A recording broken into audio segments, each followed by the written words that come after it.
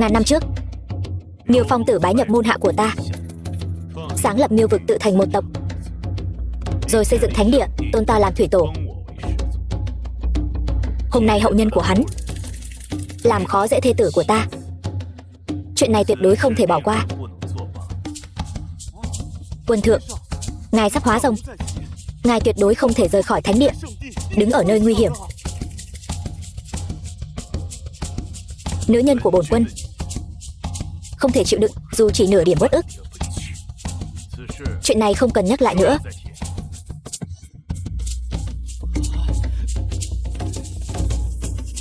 Quân thượng sắp hóa rồng, tu vi 10 phần chỉ còn 1. Để bảo đảm an toàn, vẫn nên triệu hộ pháp bảo vệ. Thập vạn đại sơn, xà quân xuất sơn, tam đại hộ pháp, yêu dân thập vạn đại sơn, cần tuân pháp chỉ. Tuân pháp chỉ. Giờ có người làm chứng. Lê Tố Tố, cô còn gì để nói? Thảo nào 9 lần hôn lễ, tân lang không mất mạng ngay tại chỗ thì cũng phát điên. Giờ thì chân tướng đã rõ rồi. Tố Tố, sao con dám làm vậy? Lê Tố Tố, giờ có người làm chứng. Cô còn gì để nói? Chuyện này quả thực là một chuyện xấu trời giáng của cả Miêu vực chúng ta. Sao các người biết? Con nha hoàn này không phải bị Lê Minh Châu mua chuộc để vu cáo ta? Vu cáo sao? Tốt, nếu đã như vậy, vậy cô có dám để vu nữ nghiệm chứng cô có còn là thân trong trắng hay không? Lập tức xác minh rõ ràng mới là điều quan trọng nhất. Dẫn cô ta đi, triệu vu nữ đến. Vâng, đi. Là phụ nữ của Miêu vực, đây chính là số mệnh của ta.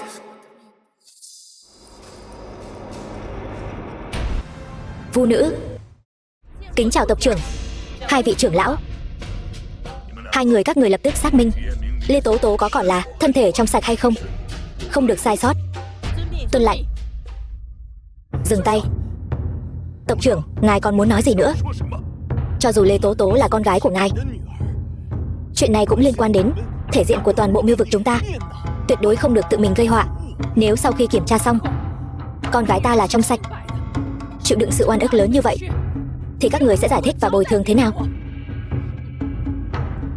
Nếu Lê Tố Tố là trong sạch, hai mẹ con chúng ta cam tâm tình nguyện rơi vào vạn xà quật, chịu đựng sự giày vò của vạn con rắn. Đúng vậy. Tộc trưởng, ngài xem, như vậy thế nào?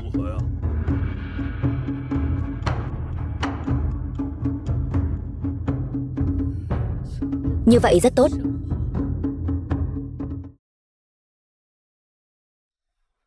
Mẫu thân, là con bất hiếu, con xin lỗi. Tiểu thư Tố Tố, chúng tôi phụng mệnh đến xác minh, mong cô lượng thứ.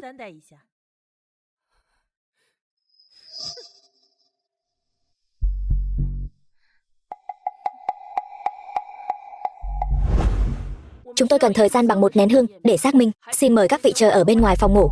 Tiểu thư Tố Tố, xin mời nằm xuống. Làm đi. Tiểu thư Tố Tố, thất lễ rồi.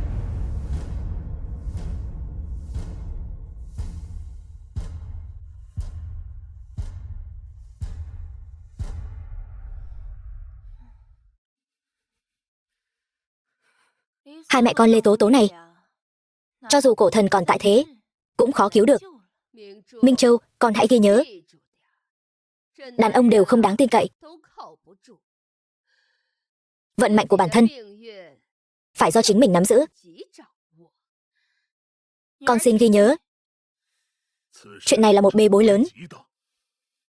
Sau khi vu nữ kiểm tra xong, nhất định phải dập tắt tin tức này, diệt nó ngay từ trong trứng nước. Lão ca nói đúng. Bây giờ đưa ra phán đoán vẫn còn quá sớm. Vậy sao? Vừa nãy lúc vu nữ đi vào chẩn đoán, chư vị các người đều tận mắt chứng kiến vẻ mặt của Lê Tố Tố đó, nhìn là biết chột dạ. Theo ta thấy, chuyện này chắc chắn đến 8-9 phần rồi. Tộc trưởng, ngài tuyệt đối không được lạm dụng quyền lực để mưu lợi riêng đấy. Bẩm báo tộc trưởng, tộc lão, thánh địa truyền đến tin tức có thánh sứ sắp sửa giá lâm Miêu vực. Cái gì? Xà quân 800 năm chưa từng rời khỏi thánh địa. Chuyện này là thật sao? Thuộc hạ không dám nói bừa. Chúng tôi đã điều tra rõ, tiểu thư Tố Tố không còn là thân thể hoàn bích. Xin mời các vị tộc trưởng vào trong.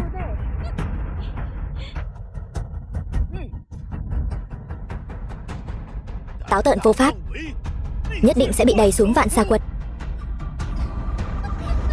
Bổn quân xem ai dám. Kẻ nào dám dở cho thần bí trước mặt lão phu?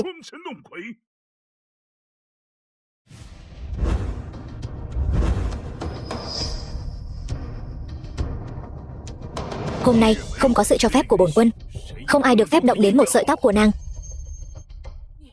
Các hạ, lão phu không cần biết ngươi là ai. Đến miêu vực của ta làm khách, miêu vực của ta nhất định sẽ đối đãi bằng lễ nghi. Thế nhưng nếu ngươi nhúng tay vào chuyện nội bộ của miêu vực ta, vậy thì đừng trách lão phu không khách khí nữa. Lời bổn quân nói.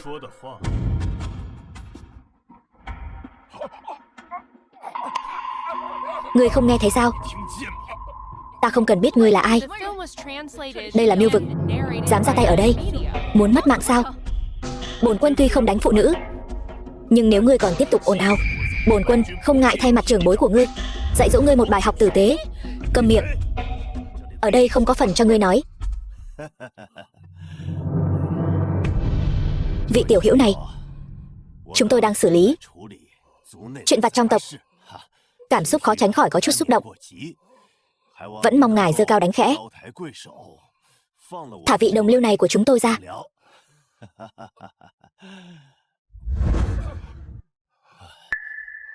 Đây mới là dáng vẻ mà các người nên có. Tiểu hữu, đã là khách quý, có thể cho biết danh tính được không? Bổn quân là Sắp Hóa Rồng. Nếu để lộ thân phận, e rằng sẽ mang đến tai họa cho nương tử. Xem ra chỉ có thể sau khi vượt qua long kiếp mới nói cho nàng biết thân phận của ta. Thập Vạn Đại Sơn, Thánh sứ Thánh Địa.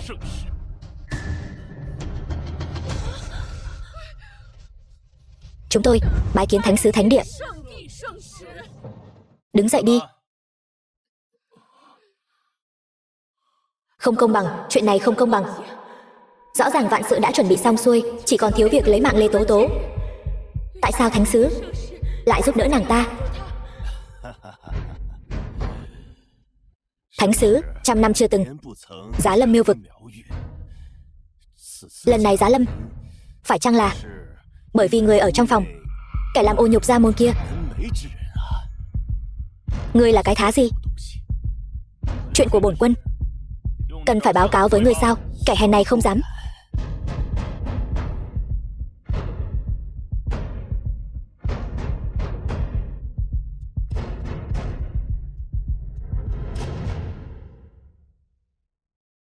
Phu nhân, tối qua nàng vẫn còn là một con mèo hoang nhỏ. Sao mới có vài canh giờ lại trở nên ngoan ngoãn như vậy? Chẳng lẽ là tối qua vi phu hầu hạ chưa đủ tốt nên mới dẫn đến chuyện này? Là huynh? Đúng vậy, chính là vi phu đây. Không được vô lễ với thánh sứ đại nhân. Hắn là thánh sứ. Nương tử đừng quên, có nhiều người đang nhìn đấy. Là muốn trước mặt mọi người công khai mối quan hệ của chúng ta sao? Ta, dù huynh là thánh sứ, ta tuyệt đối không nuốt trôi cục tức này. Bẩm báo tộc lão, vừa rồi đã kiểm tra xong, quả thật tiểu thư Tố Tố vẫn còn là thân thể trong trắng. Sao có thể như vậy được? Không thể nào, rõ ràng vừa nãy các người ở trong phòng nói cô ta đã không còn trong trắng nữa rồi. Sao chúng ta vừa bước vào cô lại nói là không có vấn đề gì? Các người chắc chắn là đã bị mua chuộc rồi. Tiểu thư Minh Châu, cẩn thận lời nói. Vu khống vu nữ Nghiêu vực, cô có phải muốn đối đầu với tất cả nữ vu sư không? Tộc lão, vừa nãy các vị ở ngoài cửa cũng đã nghe rõ ràng rồi. Chuyện này nhất định có điều mờ ám, không thể dễ dàng tin vào lời nói một phía của bọn họ được. Vậy ý của ngươi là bản xứ vô cớ nhằm vào ngươi, kiếm chuyện gây sự sao? Không phải. Tộc lão, Im miệng.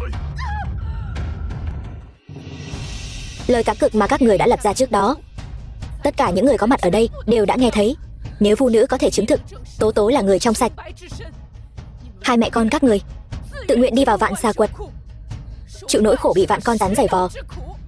Vạn Xà Quật, đây là hình phạt lớn nhất của Miêu vực chúng ta, thường được dùng để xử lý những kẻ tội ác tày trời. Miêu Phong Tử đáng ghét.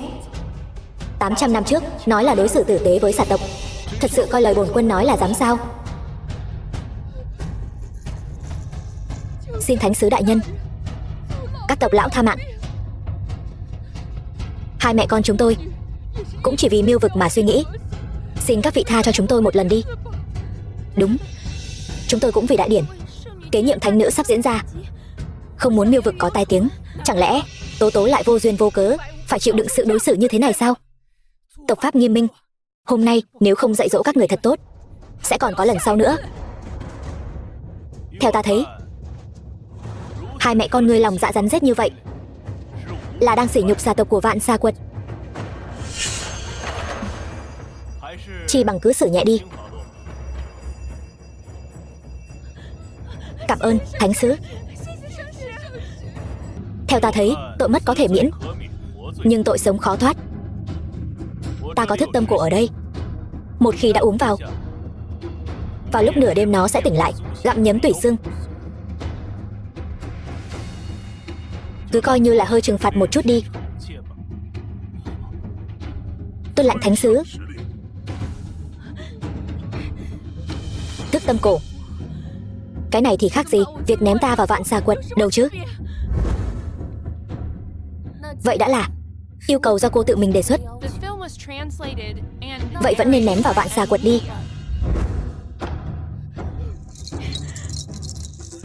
Cảm ơn thánh sứ đại nhân. Tiểu thư Tố Tố tha mạng.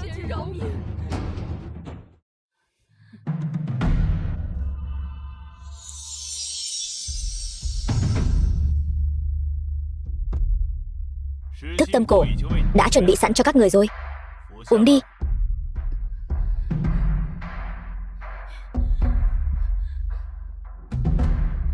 Lê Tố Tố, ngươi đừng có đắc ý. Mối thù này Lê Minh Châu ta đã ghi nhớ rồi. Ta chờ ngươi đến báo thù.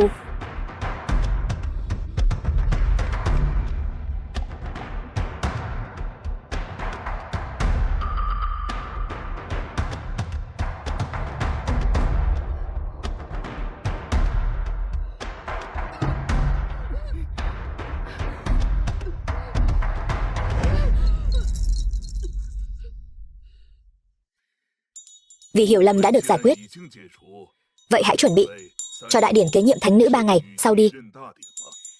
Mời thánh sứ. Được.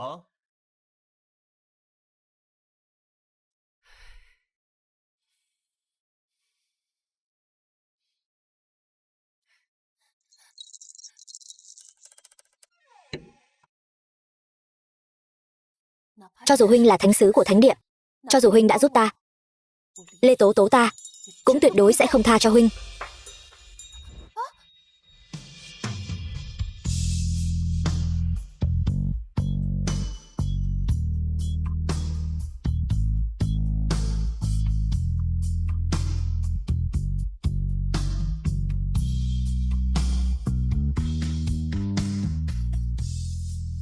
Một thánh sứ đường đường chính chính lại thích tự tiện xông vào khuê phòng của nữ tử như vậy sao?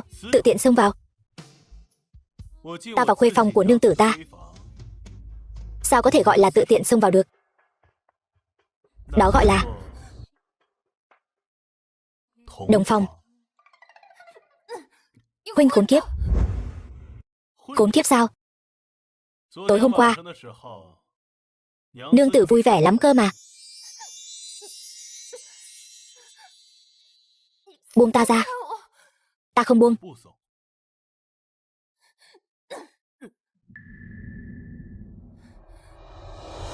Đừng tưởng rằng huynh giúp ta, ta sẽ biết ơn huynh. Tất cả chuyện này đều do huynh gây ra. Đời này của ta đã bị huynh hủy hoại rồi.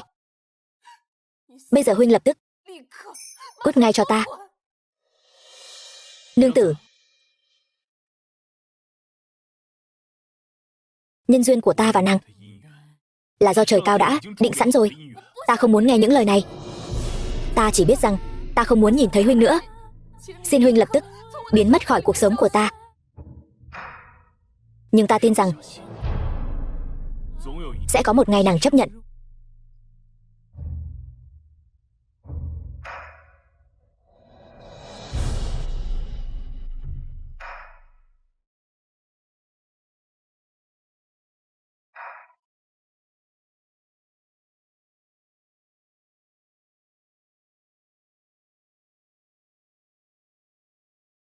Phòng ngủ của Lê Minh Châu.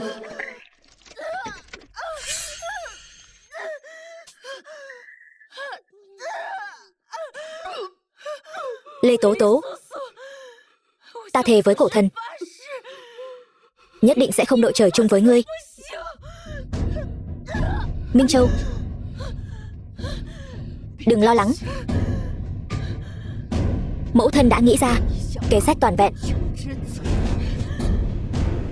để đối phó với hai mẹ con Lâm Tú Trinh rồi.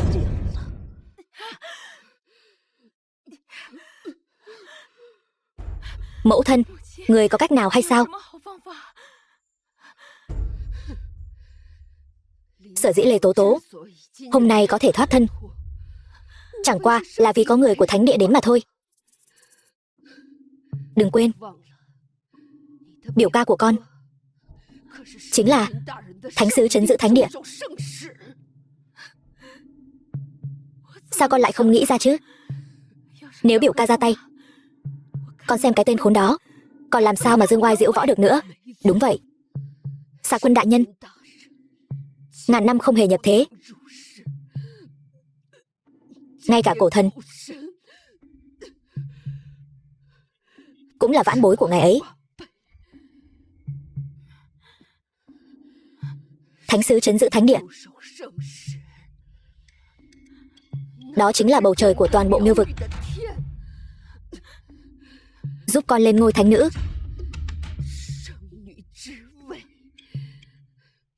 quả thực là không thể đơn giản hơn. Giờ đây xem ra, cho dù con đã lên ngôi thánh nữ, nếu hai mẹ con kia không mất mạng, nhất định sẽ gây ra nguy hại cho con. Sau khi kế nhiệm vị trí thánh nữ, cộng thêm mối thù thức tâm cổ ngày hôm nay, hai người họ phải mất mạng.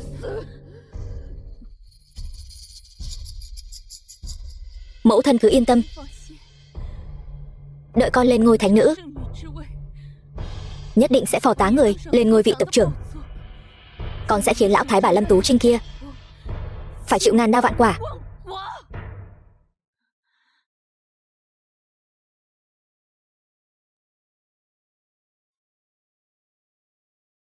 Tuy ta đã bị hủy bỏ thân phận chuẩn thánh nữ, nhưng trong đại điển kế nhiệm, điều mà các tộc lão coi trọng chính là miêu nữ nào có thiên mệnh cổ trùng mạnh hơn. Chỉ cần có thiên độc ngô công, cho dù ta không có tư cách kế nhiệm ngôi vị thánh nữ, cũng có thể giúp mẫu thân lấy lại thể diện. Ít nhất là sẽ không để người vì ta mà bị liên lụy, bị các tộc lão trách phạt.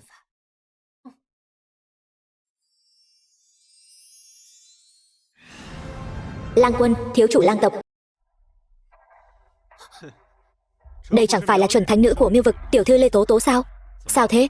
Trong lãnh địa của Lang tộc ta tìm được thiên độc ngô công rồi, là muốn cứ thế bỏ đi sao? Thiếu chủ Lang tộc, Lang Quân, nếu không phải có người tiết lộ hành tung của cô cho ta từ trước, ta thật sự không tin cô lại có gan lớn đến vậy. Nhưng cũng tốt, cơ hội phú quý này, Lang Quân ta xin nhận lấy. Chắc chắn là Lê Minh Châu đã mật báo cho Lang Quân. Không ngờ nàng ta lại trả thù ta nhanh đến vậy. Lang Quân, cho dù cơ thể lang tộc các người có khả năng kháng độc bẩm sinh rất mạnh, nhưng đối mặt với độc tính của thiên độc ngô công, chắc hẳn người cũng không dễ dàng toàn thân rút lui đâu nhỉ. Đừng nói nhảm nữa.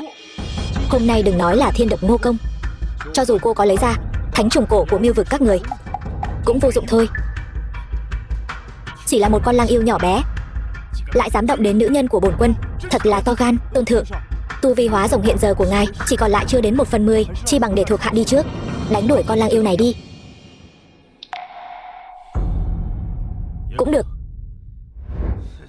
Ba Kha, dũng sĩ số 1 của Miêu vực. Lăng Quân, dám động đến thánh nữ của tộc ta là không muốn sống nữa sao? Ba Kha ca. Tố Tố, đừng sợ, hôm nay có ta ở đây, không ai có thể đưa muội đi được. Nếu không phải ngươi ngăn cản ta ra tay, làm sao ta có thể dung túng cho tiểu tử này thể hiện trước mặt Tố Tố chứ? Thuộc hạ biết lỗi rồi.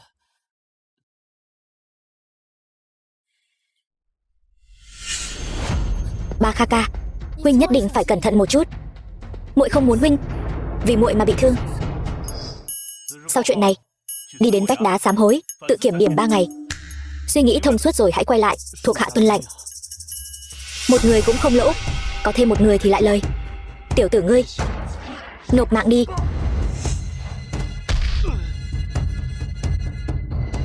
Ngươi còn chưa đủ tư cách. Ngươi là Ba Kha phải không?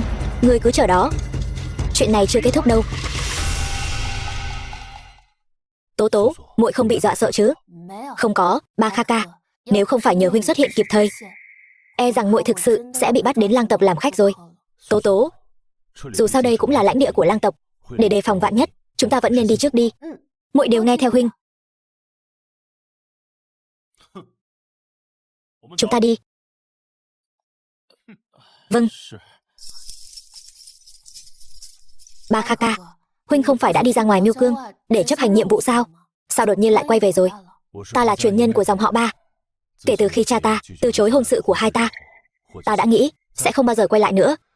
Nhưng ta nghe nói muội không chỉ vẫn chưa kết hôn mà còn mất đi vị trí chuẩn thánh nữ.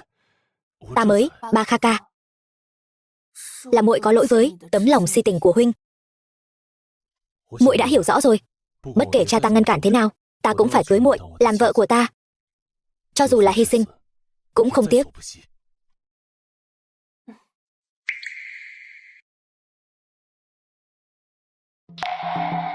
Phạm nhân nhỏ bé, dám cả gan động đến nữ nhân của bổn quân. Hắn ta đang chán sống. Quân thượng, bớt giận. Ba Kha ca, huynh sao vậy? Cái đạo lý kẻ không biết thì không sợ, ta vẫn hiểu.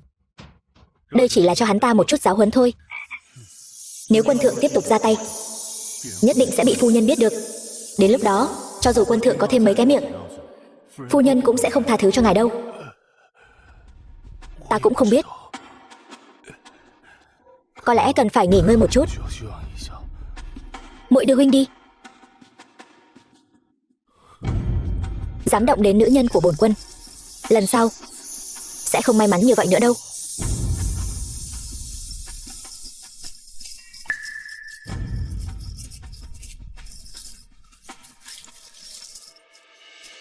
Ta biết huynh đang ở trong phòng. Ra đây đi. Nương tử gọi bổn quân. Không, vi phu ra đây. Phải chăng là nhớ vi phu rồi? Huynh là người của thánh địa thì có thể vô lý, tùy tiện ức hiếp người khác như vậy sao?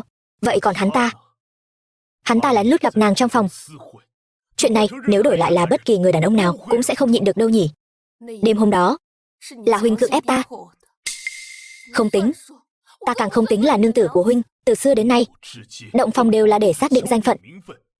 Chuyện đã xảy ra rồi, sao có thể coi như không tính? Ta không hề đồng ý. Là huynh cưỡng ép ta.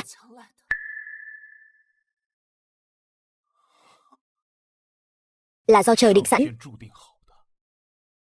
Nàng và ta đều không thể trốn tránh được. Nếu đã như vậy, ta sẽ đi lấy mạng tên Ba Kha đó. Nếu huynh dám động đến hắn, ta sẽ mất mạng cho huynh xem ngay bây giờ. Tố Tố, chỉ có nàng mới có thể ở trước mặt bổn quân lớn mật đến như vậy. Được, ta đồng ý với nàng. Huynh cút ngay cho ta. Sẽ có một ngày nàng phát hiện ra trên thế giới này không ai quan tâm đến nàng hơn ta đâu.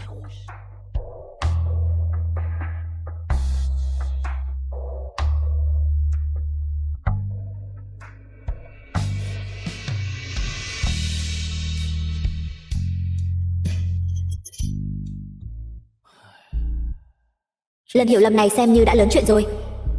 Chắc chắn phu nhân sẽ không dễ dàng tha thứ cho quân thượng đâu.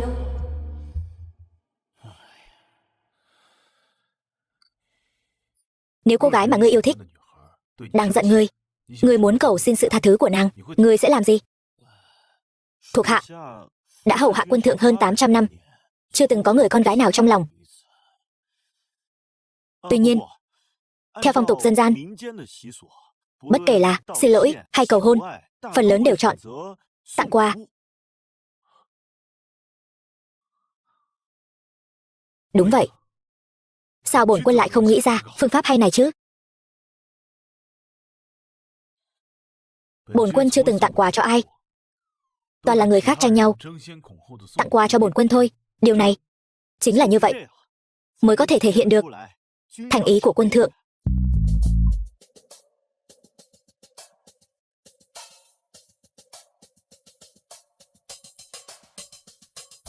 Vậy Tố Tố sẽ thích món quà nào đây? Thuộc hạ nghĩ rằng sự hiểu lầm của phu nhân đối với ngài chẳng qua là vì ngài đã khiến ngài ấy 9 lần không thể kết hôn, không thể kế nhiệm vị trí thánh nữ Miêu vực. Chỉ bằng quân thượng đích thân ra mặt giúp phu nhân một tay. Ngươi nói đúng. Truyền lệnh xuống. Sau 1 ngày nữa, tại đại điển kế nhiệm thánh nữ, bổn quân sẽ đích thân có mặt. Thuộc hạ tuân lệnh. Tố Tố, nàng và ta là nhân duyên trời định, nàng không thể trốn thoát được đâu. Tố Tố tiểu thư, tất cả các cô gái Miêu tộc tham gia tuyển chọn thánh nữ đều đã đến tổ từ rồi. Tộc trưởng bảo ta đến thông báo cho cô. Được, ta sẽ qua ngay.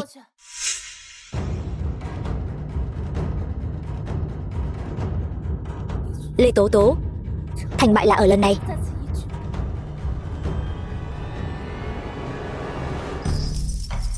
Đại sảnh tổ tư.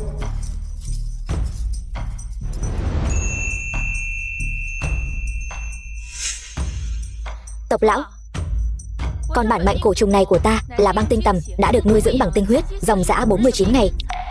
Một khi đã được gieo xuống, bất kỳ ai trong vòng 3 hơi thở, toàn bộ máu huyết sẽ bị đóng băng. Cổ trùng hệ thủy vô cùng hiếm có. Băng tinh tầm trưởng thành lại càng là thứ khó gặp khó cầu. Không ngờ nó lại xuất hiện trong đại điển lần này. Rất tốt, hóa ra là băng tinh tầm. E rằng ngày mai không ai có thể tranh giành vị trí thánh nữ với tiểu thư Minh Châu. Chúng ta vốn dĩ chỉ đến để thử vận may thôi, bị tiểu thư Minh Châu đánh bại cũng không oan uổng gì. Lê Tố Tố, vì con băng tinh tầm này ta đã phải trả giá quá nhiều. Đợi ta trở thành thánh nữ, nhất định sẽ ngày đêm giày vò ngươi, khiến người sống không được, mất không xong. Minh Châu, tối qua mẫu thân đã phái người lén lút lẻn vào phòng ngủ của Lê Tố Tố rồi. Chỉ cần hôm nay nàng ta mang thiên độc ngô công độc đến lúc đó tộc lão chắc chắn sẽ lập tức hủy bỏ tư cách tham gia của nàng ta. Cảm ơn mẫu thân. Ngôi vị tộc trưởng nhất định sẽ nằm trong tay người. Chư vị đều là những thiên chi kiêu nữ trong tộc, được tuyển chọn sơ bộ. Quy tắc thì mọi người đều hiểu rõ. Sau nửa nén hương, việc đăng ký sẽ kết thúc. Ngày mai sẽ tổ chức đại điển thánh nữ. Vâng, còn có ta nữa. Tộc lão, xin lỗi, ta đến muộn rồi. Lê Tố Tố, thân phận chuẩn thánh nữ của cô đã bị hủy bỏ rồi. Cho dù ngày mai cô tham gia đại điển thánh nữ, khả năng vượt qua vòng vây cũng vô cùng nhỏ thôi. Tố Tố biết rõ, cho dù là như vậy, ta cũng muốn thử một lần. Lê Tố Tố, cô đã bị tước đoạt vị trí chuẩn thánh nữ rồi. Đợi đến khi đại điển ngày mai bắt đầu, sẽ công bố điều đó. Đến lúc đó, cô sẽ hoàn toàn trở thành trò cười. Lúc này còn đến báo danh, đúng là tự rước lấy nhục. Ta tự rước lấy nhục sao? Nếu hôm nay không phải là ngày đăng ký, ta thấy các người ngay cả núi thánh địa cũng không ra được. Lê Tố Tố, cô đừng đắc ý, lát nữa cô sẽ biết tay. Minh Châu, không cần tranh cãi với loại người thấp kém này. Đợi sau đại điển thánh nữ, cô ta ngay cả xách giày cho con cũng không xứng. Hai mẹ con bọn họ Chẳng lẽ lại đang giở trò âm mưu quỷ kế gì nữa? Việc đăng ký bây giờ dừng lại. Mời tộc trưởng.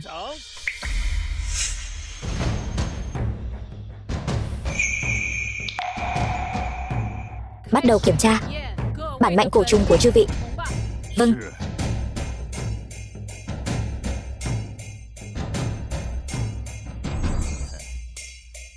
Tinh hoa cổ hệ kim. Một người đàn ông một khi bị gieo loại cổ này sẽ yêu chủ nhân cổ trùng, không xa không rời suốt đời. Không tệ. Yêu phẩm. Hắc thạch cổ hệ thổ, có thể tăng thêm 10 lần công lực cho chủ nhân cổ trùng. Yêu phẩm. Đây là nhện quá phụ. Nhện quá phụ sao? Hệ hỏa, vì tơ nhện cực kỳ chắc chắn, ngay cả lửa mạnh cũng không cháy đứt được, nên nổi tiếng là cổ trùng cực phẩm. Quả thực không tệ. Tộc trưởng nói đúng. Tuy nhiên, so với thiên độc ngô công của Tố Tố thì vẫn kém hơn nhiều.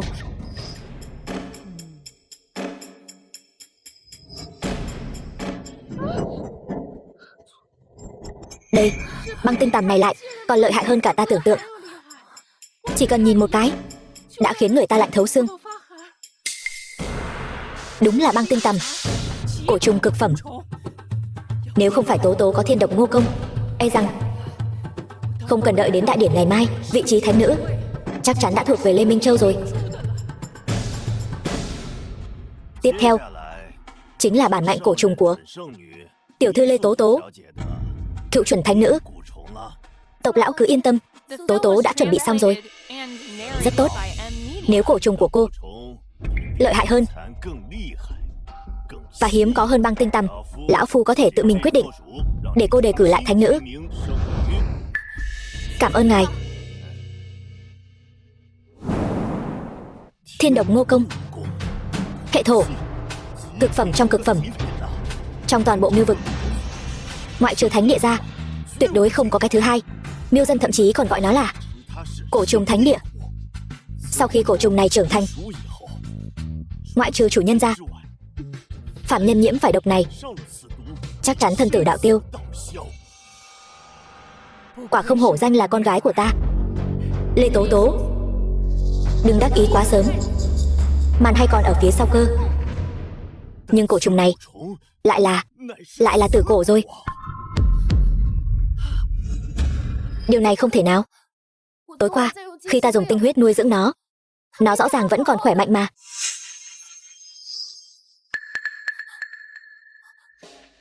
Sao có thể như vậy được? Ta rõ ràng vẫn luôn dùng tinh huyết nuôi dưỡng nó cẩn thận. Nếu thiên độc ngô công không xảy ra chuyện ngoài ý muốn, cô quả thực có cơ hội tái tranh cử thánh nữ. Nhưng sự thật là tử khí nồng đậm này không thể giả được. Thiết nghiêu cổ, cổ trùng yêu phẩm hệ mộc, mặc dù không thể sánh bằng băng tinh tằm của Lê Minh Châu, nhưng cũng là loại cực kỳ hiếm gặp. Tố Tố, mau lại đây, ta tìm thấy thánh địa cổ trùng rồi.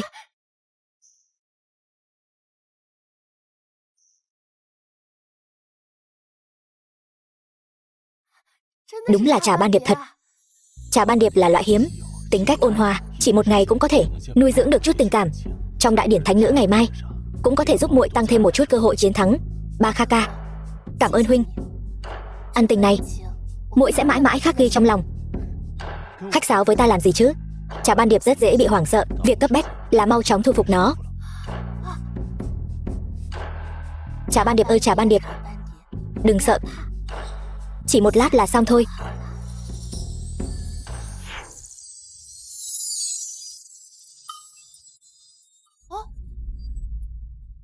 Chỉ là một con trà ban điệp còn con mà thôi. Cho dù hiếm có, trong đại điển thánh nữ cũng không có nhiều cơ hội chiến thắng. Tất cả là tại huynh đã dọa trà ban điệp chạy mất rồi. Ta đã sớm nói với nàng rồi, chỉ là một con trà ban điệp còn con mà thôi. Ta có thể cho nàng cổ trùng quý giá hơn. Ngươi thấy Tố Tố bị người hại chưa đủ thảm sao? Ba Kha ca, huynh không sao chứ? Ta không cần cổ trùng gì của huynh. Bây giờ ta không muốn nhìn thấy huynh. Nàng đừng vội. Nàng xem, đây là cái gì trước đã.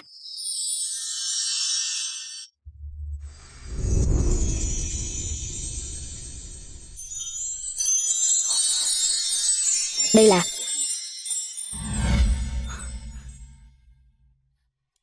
đế tâm cổ. Đế tâm cổ sao? Tương truyền nó sở hữu khả năng hiệu lệnh vạn cổ, chỉ có Xà Quân mới có. Ngươi làm sao? Đây không phải là chuyện ngươi cần quan tâm. Nếu đây là thứ huynh từ động phủ Xà Quân trộm về, vậy ta tuyệt đối không thể nhận. Đến lúc đó Xà Quân nổi giận, toàn bộ dân Miêu vực sẽ không thể chống lại cơn thịnh nộ của hắn. Nàng đừng lo lắng, ta đảm bảo nàng nhận lấy con đế tâm cổ này, thánh địa tuyệt đối sẽ không gây phiền phức cho nàng. Vậy ta cũng không thể nhận, cái này quá quý giá.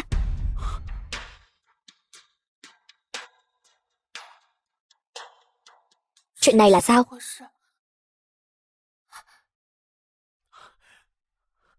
Điều này càng chứng tỏ đế tâm cổ rất thích nàng. Dù không có nghi thức nhận chủ, cũng không ảnh hưởng gì. Không nhận chủ, mà ta lại có thể tâm ý tương thông với đế tâm cổ. Nó còn nói rất thích ta. Con cổ trùng này bổn quân đã nuôi dưỡng dòng dã hơn 800 năm, vừa thấy tố tố đã trở mặt ngay. Tuy nhiên, không hổ danh là nương tử của bổn quân.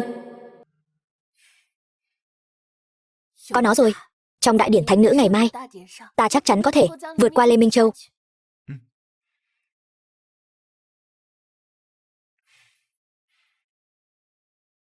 Tóm lại, cảm ơn huynh nhé.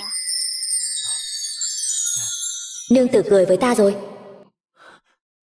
Chỉ cần nàng thích, chỉ cần nàng cần, dù là sao trên trời, bổn quân ta cũng sẽ lấy về cho nàng. Khen huynh 2 câu là lộ nguyên hình ngay. Tranh thủ còn kịp thời gian, bây giờ ta sẽ tiến hành nhận chủ với đế tâm cổ.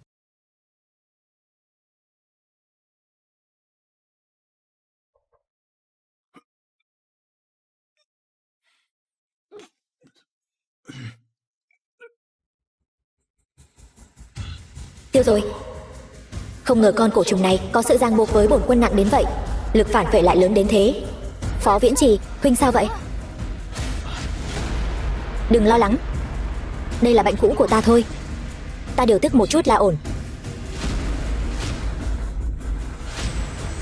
Nhìn bộ dạng này của huynh ấy, để giúp ta lấy được đế tâm cổ chắc chắn không hề đơn giản. Trước đây, có phải ta đã quá hung dữ với huynh ấy không?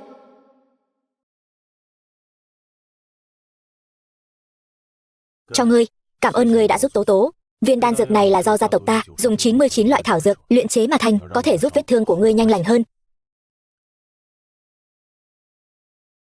Ta không thích nợ ân tình của người khác. Hơn nữa, viên đan dược này trong mắt bổn quân không quý giá đến thế. Ngươi, Ba Kha Ca, thôi nào, hắn ta tính khí như vậy đấy, huynh đừng chấp nhặt với hắn. Nàng đang quan tâm ta sao? Ta không thèm quan tâm huynh đâu.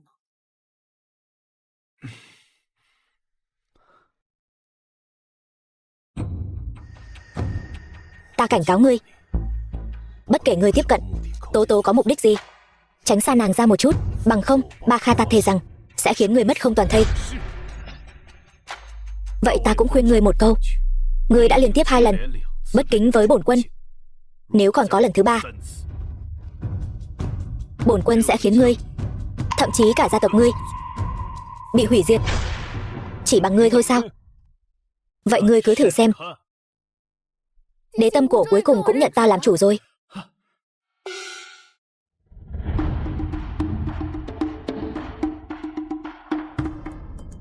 Tế đàn Miêu vực, Xà Quân ở trên cao. Cổ thần đại nhân phù hộ. Miêu vực ngàn năm. Đại hội tuyển chọn thánh nữ lần thứ 16 sẽ được tổ chức sau nửa nén hương nữa. Mẫu thân, người thật sự đã dặn dò biểu ca xong xuôi hết chưa? Tuyệt đối không được xảy ra sai sót nào đâu. Cứ yên tâm đi, tuyệt đối sẽ không có bất kỳ sự cố nào. Mà thánh nữ kế nhiệm, địa vị của nàng sẽ còn trên cả tộc trưởng. dẫn dắt toàn bộ miêu vực chúng ta tái tạo huy hoàng. Vài ngày trước, thánh địa truyền đến tin tức, lần này sẽ phái thánh sứ đại nhân đến đây cùng chung vui đại lễ. Xin mời thánh sứ đại nhân.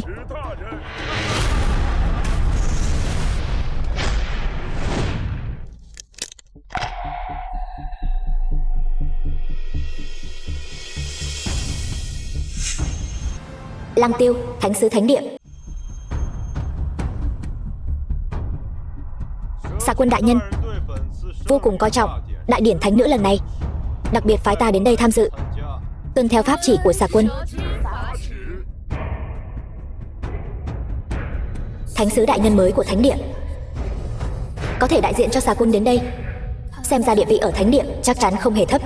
Vậy Phó Viễn Chỉ kia rốt cuộc có thân phận gì? Đây chính là phong thái của thánh sứ thánh địa, nói không chừng còn có thể nhân cơ hội này điều tra rõ thân phận thật sự của người đó. Bất kể hắn có thân phận gì, việc hắn không làm hại chúng ta là sự thật. Tốt nhất đừng nên suy đoán lung tung nữa. Nương tử của ta nói đúng, đừng lấy lòng tiểu nhân, đau lòng quân tử. Tố Tố là nương tử của ngươi từ khi nào vậy? Đừng nói bậy. Có một loại nhân duyên gọi là định mệnh, phàm phu tục tử như ngươi sẽ không thể nào hiểu được đâu.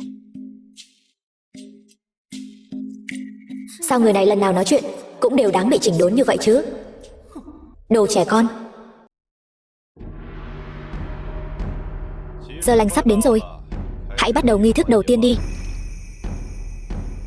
Bẩm báo thánh sứ, trước khi đại điển thánh nữ được tổ chức, tộc ta còn có một việc quan trọng, nhất định phải trước mặt tất cả miêu dân đưa ra thông báo. Vậy ngươi cứ tự nhiên đi. Trước khi đại điển thánh nữ bắt đầu, vì thân phận chuẩn thánh nữ của Lê Tố Tố, 9 lần kết hôn của cô ấy đều không thành công, đã được chứng thực là do đã bị cổ thần đại nhân nguyền rủa. Này, hạ lệnh tước đoạt thân phận chuẩn thánh nữ của cô ấy.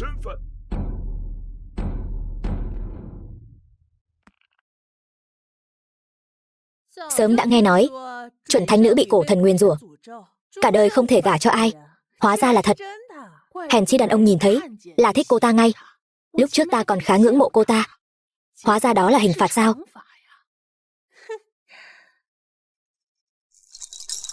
Tố Tố, dù hiện tại muội có thân phận gì, tương lai ra sao, ta cũng sẽ luôn ở bên cạnh muội. Ta không muốn hại huynh.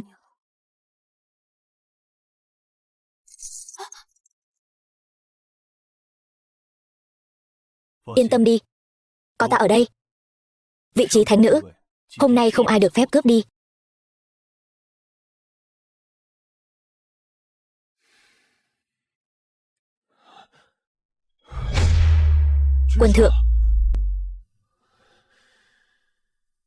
Quân thượng mấy trăm năm nay chưa từng rời khỏi động phủ, huống hồ hiện tại người sắp hóa rồng thì càng không thể nào. Ý của cổ thần không thể làm trái. Lê Tố Tố, cô có công nhận không? Ta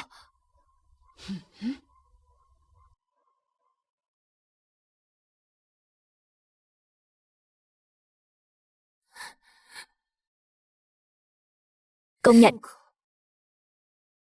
Mẫu thân, con xin lỗi. Tố Tố đã làm người mất mặt rồi. Lê Tố Tố, bình thường cô không phải dựa vào thân phận chuẩn thánh nữ của mình mà kiêu ngạo vô cùng sao? Giờ đây, tất cả miêu dân đều biết cô là một tai họa. Nếu là ta, làm sao còn mặt mũi tiếp tục ở lại đại điển này nữa? Lê Minh Châu, cô im miệng ngay. Tố Tố dù sao cũng là tỷ tỷ cùng cha khác mẹ của cô, thật ngại quá. Lê Minh Châu, ta không có người tỷ tỷ bị cổ thần nguyên rủa. Cô Ba Kha Ca, Minh Châu nói không sai, ta không có tư cách ở lại đây nữa.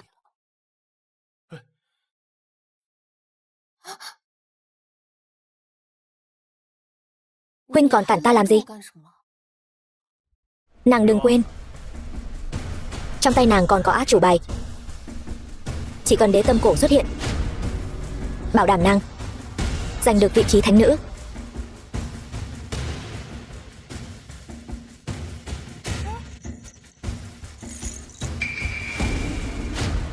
Tố Tố bị cổ thần nguyền rủa, vốn dĩ chỉ là lời nói phiến diện của Vu Y. Giả sử Tố Tố nhận được sự ủng hộ của thánh địa, thì thân phận chuẩn thánh nữ của cô ấy chẳng phải sẽ không bị tước đoạt sao? Sự công nhận của thánh địa sao? Địa vị của xà quân còn tôn quý hơn cả cổ thần, sao có thể như vậy được? Thánh địa công nhận chẳng khác nào được xà quân đại nhân công nhận. Ly Tố Tố, cô ta có đức hạnh và tài năng gì? Đúng là mơ tưởng hão huyền. Đúng vậy, thánh sứ đang ở đây, nhưng người chưa từng nói về chuyện này. Vậy ngươi làm sao chứng minh Ly Tố Tố được thánh địa công nhận? Sự việc đã đến nước này. Kể từ hôm nay, tiểu thư Lê Tố Tố sẽ đảm nhiệm vị trí thánh nữ mới của Miêu vực chúng ta. Bái kiến thánh nữ. Tố Tố, chúc mừng muội. Cuối cùng muội cũng được như ý nguyện, trở thành thánh nữ rồi. Cảm ơn. Ta còn có việc cần xử lý, ta xin phép rời đi một lát. Phó Viễn Trì, huynh đi theo ta một chút.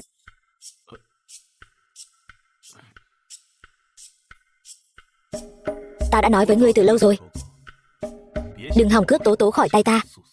Ngươi, đồ khốn nạn.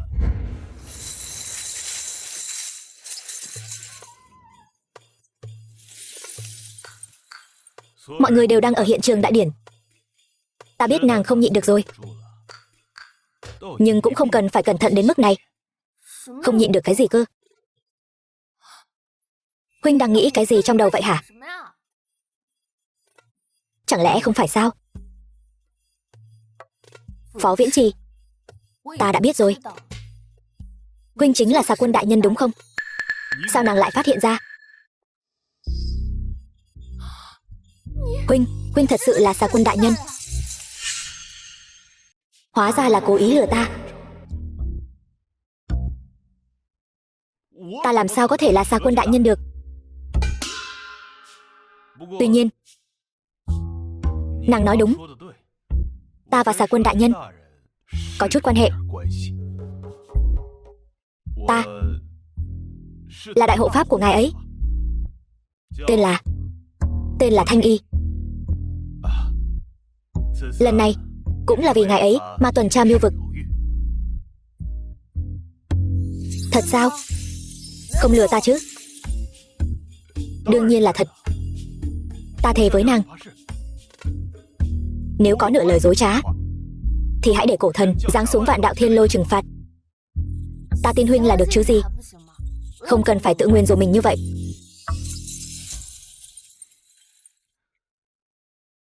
Nương tử, ta xin lỗi. Hiện tại ta sắp hóa rồng, không thể dễ dàng lộ thân phận. Cho dù cho Miêu Phong tử 100 cái mật, hắn cũng không dám trừng phạt ta.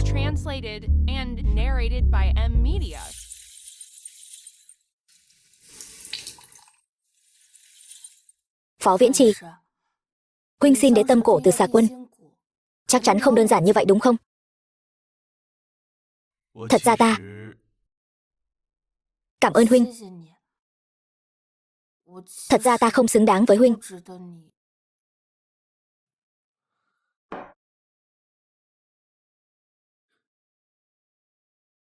Phải là ta xin lỗi nàng mới đúng. 9 lần thành hôn đó, huynh còn dám nhắc đến sao? Nếu không phải tại huynh, ta đâu có nhiều chuyện phiền lòng như vậy chứ. Ta đã nói với nàng rồi, nhân duyên giữa chúng ta là do Nguyệt lão xe duyên, là duyên phận trời định. Nàng chỉ có thể làm nương tử của ta. Nếu nàng kết hôn với bất kỳ người đàn ông nào, Tân Lang đều sẽ phải chịu thiên khiển.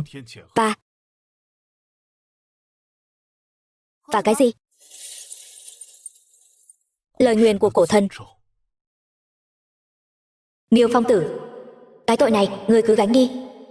Thật sự có lời nguyền của cổ thần sao? Có điều, lời nguyền của cổ thần cũng là Tân Lang tranh giành nhân duyên với trời, không liên quan gì đến nàng cả. Ta biết ngay không phải vấn đề của ta mà. Ta không phải tai họa. Tại sao bây giờ huynh mới nói cho ta biết? Nàng chưa bao giờ là tai họa cả, cũng là lỗi của ta. Đã không kịp thời ra tay ngăn cản, nên mới khiến nàng phải chịu đựng nhiều nỗi đau khổ như vậy. Đều tại huynh. Tất cả đều tại huynh. Tố tố, ta có một tin tốt. Tố tố. Phó Viễn Trì, thả tố tố ra. Ba Kha ca, sao huynh lại đến đây? Chắc là sợ chúng ta cô nam quả nữ làm gì đó trong phòng trăng. Huynh im miệng. Tố tố, sao muội lại đứng gần hắn ta như vậy? Có phải hắn ta ép muội không? Muội yên tâm, có ta ở đây. Không phải vấn đề của hắn. Huynh tìm ta có chuyện gì sao? Lê Minh Châu và Trần Tú Quyên đã bị Lăng Tiêu đưa đi rồi. Tộc trưởng bảo muội qua đó. Được, đợi ta nửa nén hương, ta sẽ qua ngay. Ta còn có việc, muốn nói chuyện với Phó Viễn Trì một chút. Huynh ra ngoài trước đi. Tố tố, thân phận hắn hiện giờ vẫn chưa rõ ràng. Muội nhất định phải cẩn thận, đừng để mắc mưu hắn. Ta biết rõ trong lòng rồi. Được rồi, người ta đã mời ngươi rời đi rồi, đừng có chê ý không chịu đi nữa. Ngươi.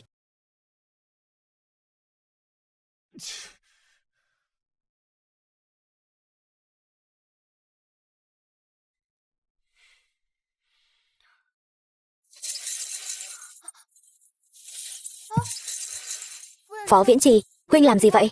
Huynh thả ta xuống. Được rồi, hiện tại hiểu lầm đã được hóa giải. Nàng cũng không trách ta nữa. Đã đến lúc phải thực hiện trách nhiệm của người vợ rồi. Huynh thả ta xuống. Phó Viễn Trì, huynh thả ta xuống.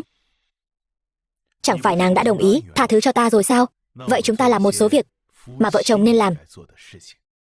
Thì sao chứ? Mẫu thân vẫn đang đợi ta mà. Đến lúc đó sẽ khó xử biết bao. Chắc hẳn cũng là Ba Kha sợ nàng bị ta ăn mất, cố ý tìm lý do đến thăm dò tình hình. Không sao đâu.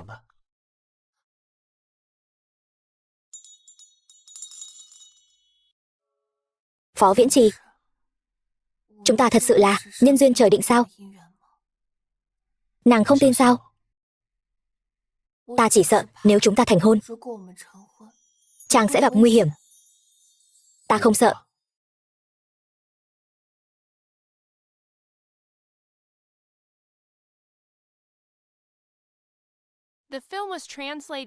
Sau một canh giờ,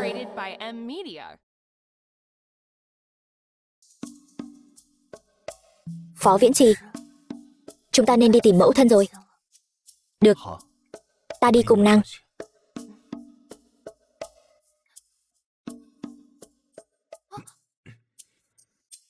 Lúc này, nàng nên gọi ta là phu quân mới đúng, chứ, Phó Viễn Trì.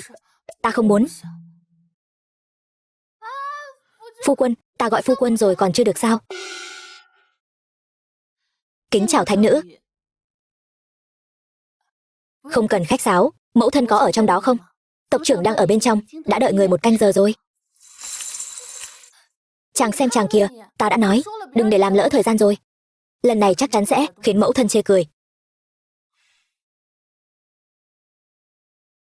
Chúng ta là vợ chồng mà. Vậy có sao đâu.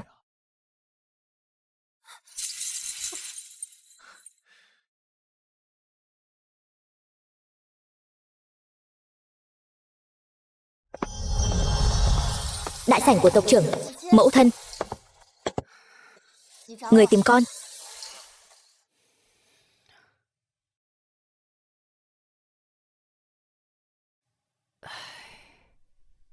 Ta đã bàn bạc với các tộc lão, cùng nhau quyết định, do Miêu vực đưa xính lễ, gả con cho Xà Quân đại nhân làm thiếp.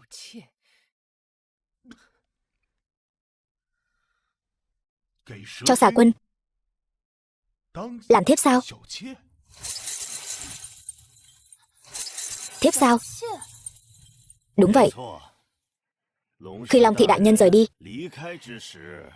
từng nói rõ Xà Quân đại nhân rất coi trọng con. Tố tố, nay con đã kế nhiệm thánh nữ của Miêu vực, nhưng vận rủi đeo bám con vẫn luôn là một vấn đề. Chỉ khi gả cho Xà Quân đại nhân làm thiếp, con mới có thể thực sự kết hôn. Mẫu thân, các vị tộc lão, xin thứ lỗi cho Tố tố không thể đồng ý. Không đồng ý sao? Khi cô kế nhiệm vị trí thánh nữ, ngay từ khoảnh khắc đó, Sinh mạng của cô, thân thể của cô đã được giao phó cho hàng triệu miêu dân ở miêu vực, làm thiếp của Xà Quân đại nhân. Đó cũng là phúc khí mà cô đã tu luyện được trong 8 kiếp. Đừng có không biết điều. Tố tố, đây chính là vận mệnh của nữ nhân miêu vực chúng ta. Chúng ta không thể chống lại. Vận mệnh của nữ nhân miêu vực sao? Con không nghe. Khi con còn là chuẩn thánh nữ, mẫu thân đã từng nói, vì miêu vực, con phải kết hôn. Con đã đồng ý rồi. Bây giờ con vẫn không thể lựa chọn cuộc đời mình sao? Mau im miệng. Còn có nhiều người ngoài ở đây như vậy. Con nói năng như thế, ra thể thống gì nữa? Chẳng lẽ lời con nói không đúng sao? Chúng ta là phụ nữ, điều đó không sai. Nhưng chúng ta cũng là những người có khả năng suy nghĩ độc lập, không phải là động vật tùy ý giao phối. Chẳng lẽ không dựa vào những người đàn ông đó, chúng ta sẽ không sống nổi sao?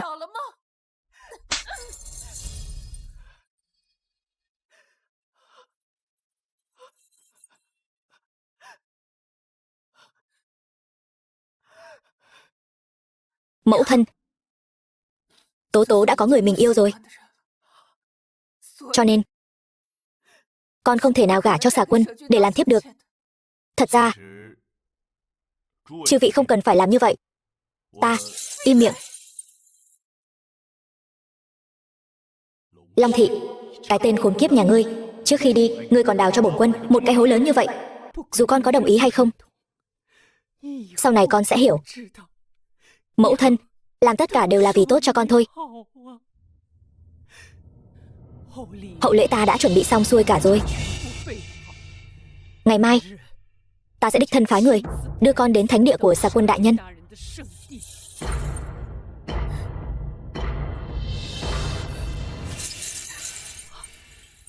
Tố tố, Tố tố ơi.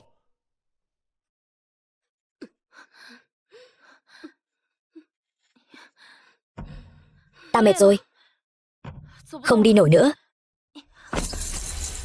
Minh Châu, con mau đứng dậy đi. Chúng ta đã bị đuổi khỏi miêu vực rồi. Bây giờ chỉ có Lăng Tiêu mới có thể cứu chúng ta thôi. Người bớt ảo tưởng đi. Nếu không phải vì người kéo chân, vị trí thánh nữ làm sao có thể đến lượt Lê Tố tố. Biểu muội, muội nghĩ với bộ dạng hiện tại của mình, còn có sự lựa chọn nào khác sao? Ngươi không được động vào Minh Châu. Vậy sao? Cho ta một lý do đi. Nó là người thân ruột thịt của ngươi mà. Người thân ruột thịt sao? Nếu không phải vì con ngốc này, làm sao ta phải chịu phạt đến vách đá sám hối diện bích 30 năm? Trước đây ta đã đồng ý giúp các ngươi lên ngôi vị thánh nữ. Sao các ngươi không nói cho ta biết mối giao tình giữa người phụ nữ đó và Xà Quân? Hai mẹ con ta cũng không biết chuyện này. Ta nói cho ngươi biết, giao dịch lỗ vốn ta sẽ không làm. Nghe nói con gái ngươi từ nhỏ đã dùng đủ loại thảo dược quý hiếm, rất nhiều độc vật đều không thể đến gần cơ thể cô ta. Vừa hay gần đây ta tìm được một phương thuốc cổ, vừa đủ để hạ độc cô ta. Minh Châu, con mau chạy đi, đi tìm đại nương của con. Bà ấy nhất định có thể cứu con. Ta nói cho các người biết, tất cả mọi người đều không thoát được đâu.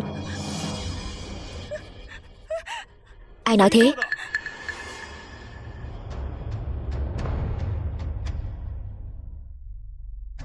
Lăng tộc. Tộc trưởng. Tộc trưởng ơi, tiểu thư Tố tố đã được khống chế ổn thỏa rồi. Ngày mai sẽ theo thời gian bình thường đưa vào thánh địa. Con gái, chỉ có Xà Quân đại nhân mới có thể giải quyết vận rủi của con. Mẫu thân, mong con có thể hiểu rõ.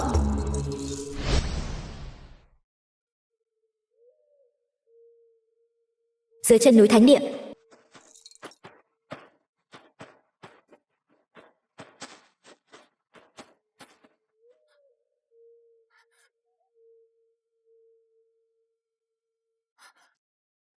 ta đang ở đâu đây?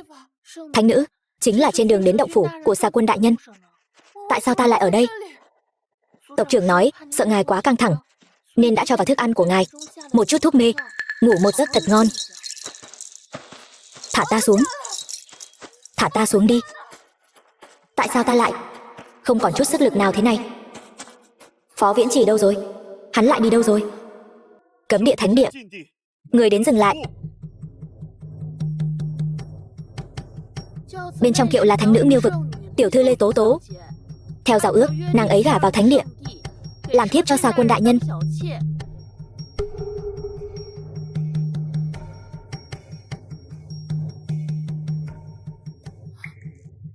Tố Tố bái kiến Xà Quân đại nhân. Chính là cô muốn gả cho bổn quân làm thiếp sao? Tố Tố tự biết Xà Quân đại nhân thân phận cao quý.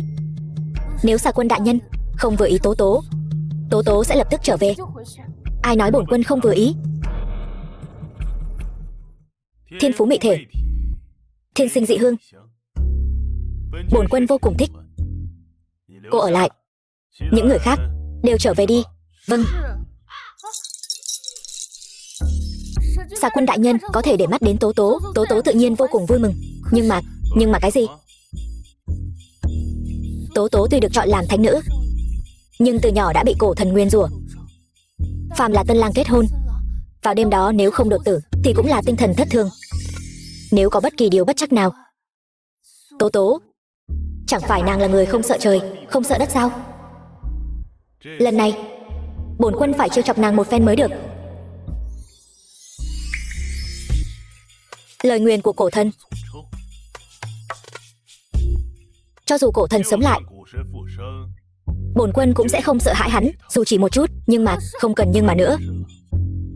Tối nay hãy cùng bổn quân động phòng hoa trúc.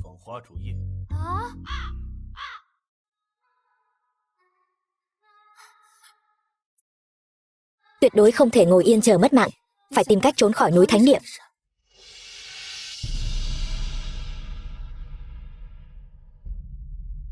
Nàng định đi đâu?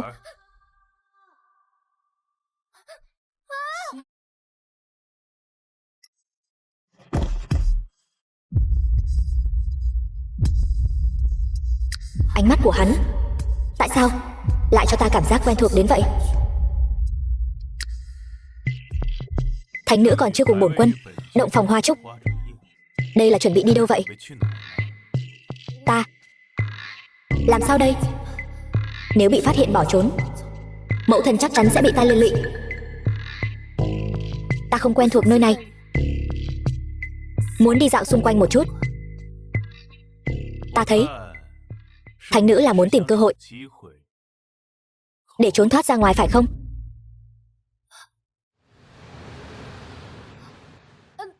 Đương nhiên là không phải. Xà Quân đại nhân có thể để mắt đến Tố Tố là phúc phận của Tố Tố. Thánh nữ, đêm dài thăm thẳm, nàng đã chuẩn bị sẵn sàng chưa? Chuẩn bị gì cơ? Đương nhiên là cùng bổn quân động phòng hoa trúc, thực hiện nghĩa vụ vợ chồng với bổn quân rồi.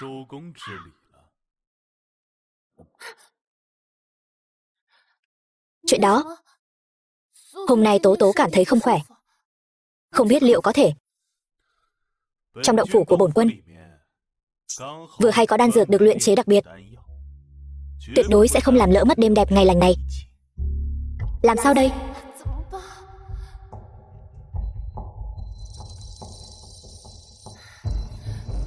Xà Quân đại nhân, ta vẫn nên thành thật với ngài. Tố Tố đã có người mình thích rồi, người ấy ở trong lòng ta. Lần thành hôn này cũng là bị mẫu thân ép buộc. Trên thế gian này còn có người đàn ông nào tốt hơn bổn quân sao? Đúng vậy.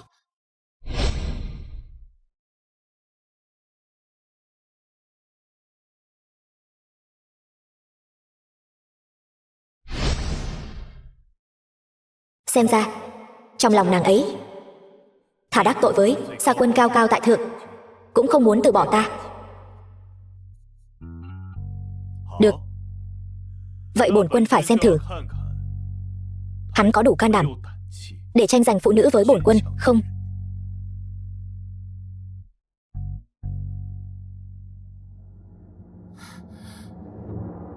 Xà Quân đại nhân, khí chất thật đáng sợ quá. Ta phải tìm cách trốn khỏi đây.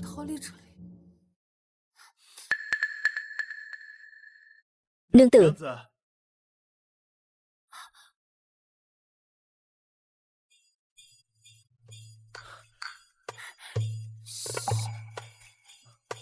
Người ở thánh địa các người đi lại không hề có tiếng động sao? Là nương tử suy nghĩ quá nhập tâm thôi. Chàng điên rồi sao? Xà Quân vừa mới đi, nếu bị ngài ấy phát hiện thì 10 cái mạng của chàng cũng khó giữ. Ta biết tin nàng sắp gả cho Xà Quân, nên không thể lo lắng nhiều như vậy nữa. Chàng buông ta ra. Phó Viễn Trì, việc bắt ta gả cho Xà Quân là quyết định của mẫu thân ta. Chàng và ta đều không thể thay đổi được. Một khi bị Xà Quân phát hiện, chàng chắc chắn sẽ không sống nổi, cả tộc Miêu Vực cũng sẽ bị liên lụy. Ta không sợ đâu, nhưng ta sợ. Ta rốt cuộc có nên nói thân phận thật sự cho Tố Tố biết không? Nhưng nếu làm vậy, việc hóa rồng sắp đến gần. Hãy tin ta, cho dù ta đưa nàng rời đi, Xà Quân cũng sẽ không truy cứu tội của ta đâu. Ngài ấy là Xà Quân đấy, lời nói ra là luật pháp, càng không cần phải nể mặt bất kỳ ai. Chàng, tin ta đi. Ta có thể đi theo chàng, nhưng chàng phải nói cho ta biết, rốt cuộc chàng có thân phận gì ở thánh địa. Thật sự, sắp không giấu được nữa rồi sao? Ta là một trong 8 đại hộ pháp của Xà Quân. Ta đã nói với nàng rồi mà.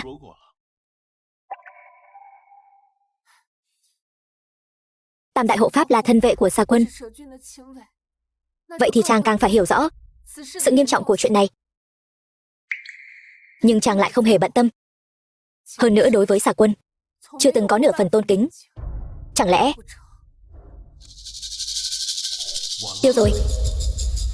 Chàng là con riêng của Xà Quân. Ta... Sao có thể như vậy được chứ? Ta chính là ta. Còn về việc tại sao không sợ Xà Quân, là bởi vì ta là tâm phúc trong số tâm phúc của ngài ấy. Còn là bạn bè, ta thích nàng, ngài ấy chỉ chúc phúc cho ta thôi. Thật sao? Hoàn toàn là sự thật. Nàng cứ đi theo ta đi. Việc xử lý hậu quả cứ giao cho ta, không thành vấn đề.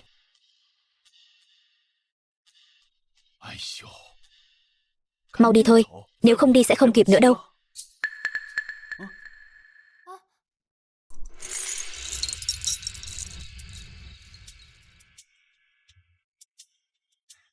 Bây giờ, cuối cùng cũng thoát khỏi phạm vi thánh địa rồi.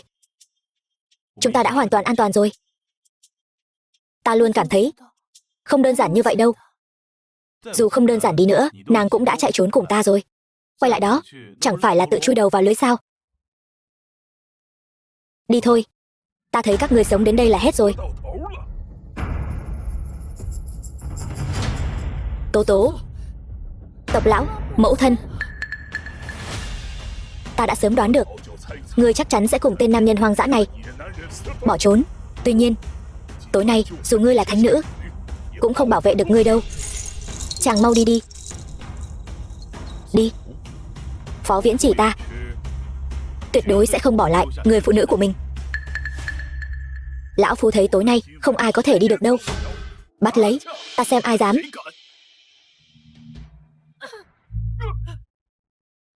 Sao thực lực của hắn lại mạnh đến vậy? Quả không hổ danh là thánh sứ của thánh địa. Nếu không có chút bản lĩnh, quả thực khó mà leo lên được vị trí cao như vậy. Tuy nhiên, mặc dù vậy, tối nay lão phu nhất định sẽ bắt giữ ngươi, báo lên Xà Quân. Chắc chắn sẽ trọng thưởng cho chúng ta. Ta cá là ngươi không những không nhận được phần thưởng, mà còn sẽ mang đến tai họa diệt vong cho Miêu Vực. Hoang đường hết sức. Tố Tố, đừng cố chấp nữa.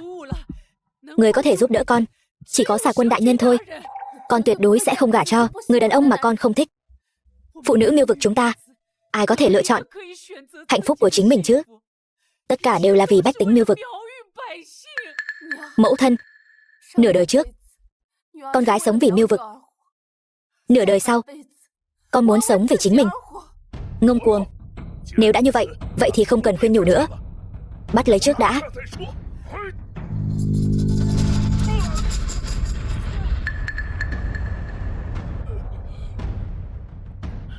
Dù có giỏi đánh đấm thì sao chứ? Lăng Tiêu thánh sứ đang trên đường tới rồi. Không ai trong số các ngươi có thể đi được đâu. Đáng ghét. Hóa rồng chỉ còn 3 ngày nữa thôi. Nếu cưỡng ép vận công, e rằng đến lúc đó sẽ không thể chống lại lôi kiếp. Thằng nhóc thối, không ngờ ngươi lại rơi vào tay của bổn thánh sứ. Lần trước có Long thị đại nhân đứng ra bảo vệ ngươi, lần này ngươi chắc chắn phải mất mạng. Vậy ngươi cứ thử xem. Chỉ là một con chó giữ nhà mà thôi, còn dám lớn tiếng trước mặt ta. Lăng Tiêu thánh sứ, tên nhóc này cứng đầu cứng cổ, lại còn có bản lĩnh cao cường. Để tránh đêm dài lắm mộng, xin ngài hãy mau chóng ra tay đi. Khoan đã. Thánh sứ đại nhân, con gái ta chỉ là bị người ta lừa gạt, nên mới bất kính với Xà Quân. Kẻ thực sự xúi giục con bé là Phó Viễn Trì, tên bại hoại của thánh địa này. Xin ngài chỉ cần lấy mạng kẻ cầm đầu là được. Xin tha mạng cho con gái ta. Người yên tâm, chỉ cần là người mà Xà Quân đại nhân đã để mắt tới, ta tự nhiên sẽ tha mạng cho cô ta. Nhưng ta nhất định phải phế đôi chân của cô ta.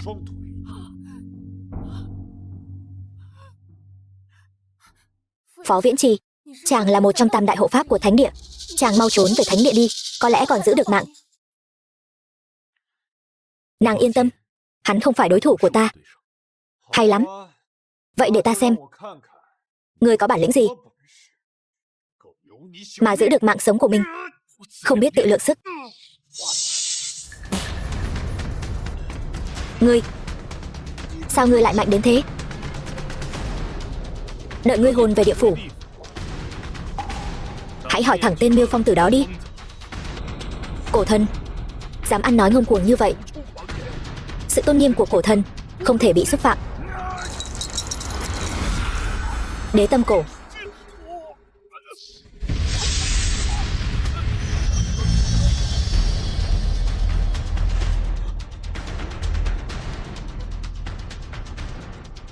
Đây chính là uy lực của đế tâm cổ. Đế tâm cổ, vua của vạn cổ, ngay cả tộc lão cũng không phải đối thủ của nó. Mau chạy đi. Tiêu rồi. Tất cả đều tiêu đời rồi. Tộc lão đã mất mạng, thánh địa nhất định sẽ truy cứu trách nhiệm.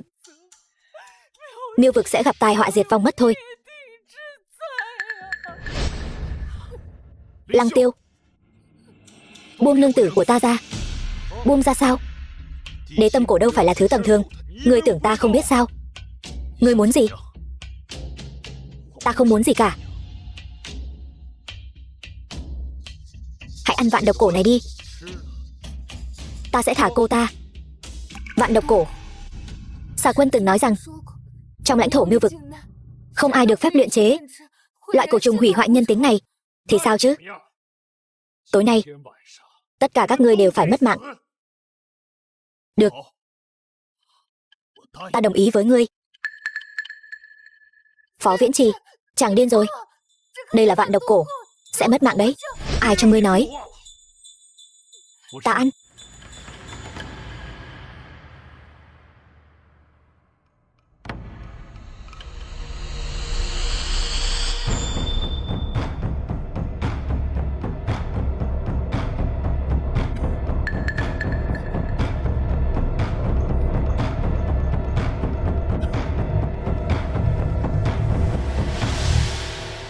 Bây giờ ngươi có thể giữ lời hứa và thả nàng ấy ra rồi chứ? Không ngờ ngươi lại là một kẻ si tình. Phó Viễn Trì, chàng đừng dọa ta. Nhưng xin lỗi nhé, ta chưa bao giờ giữ lời hứa cả. Đừng.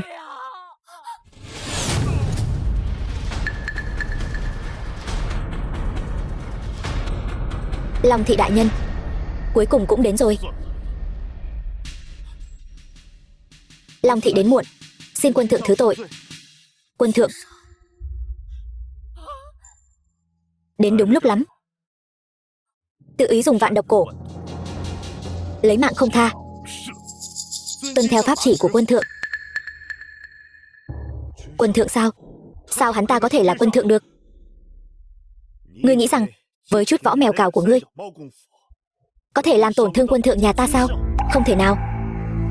Vô lý. Ta không tin đâu. Ta không tin ngươi là xà quân đại nhân. Đó là vì quân thượng sắp hóa rồng. Tu vi thông thiên chỉ còn lại 1/10.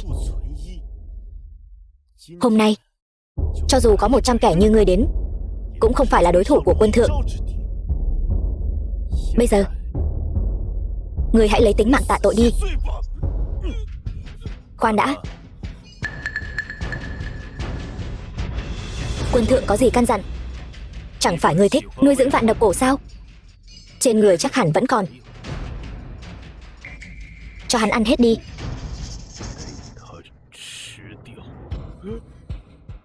Quân thượng, xin ngài tha mạng.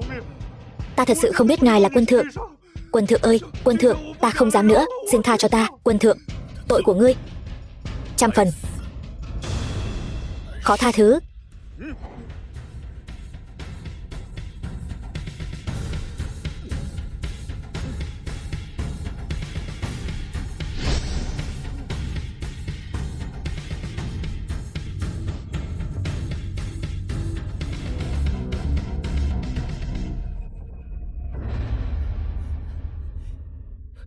Tộc trưởng Miêu Vực tham kiến xà quân đại nhân.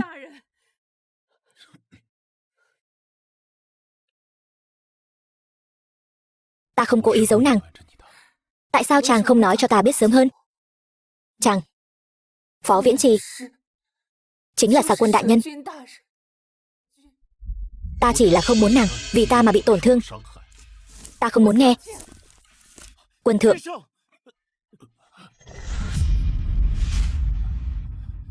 Phu nhân. Quân thượng không cố ý giấu phu nhân, mà là quân thượng sắp hóa rồng. Trước đây vì phu nhân đã cắt đứt liên hệ với đế tâm cổ, nay lại trúng vạn độc cổ. Lôi kiếp đến sớm, sắp xảy ra rồi. Phó Viễn Trì, chàng tỉnh lại đi. Ta tha thứ cho chàng rồi. Phu nhân, việc cấp bách bây giờ là mau chóng đưa quân thượng đến thánh địa, nhanh chóng chuẩn bị hóa rồng. Đúng, chúng ta mau đi thôi.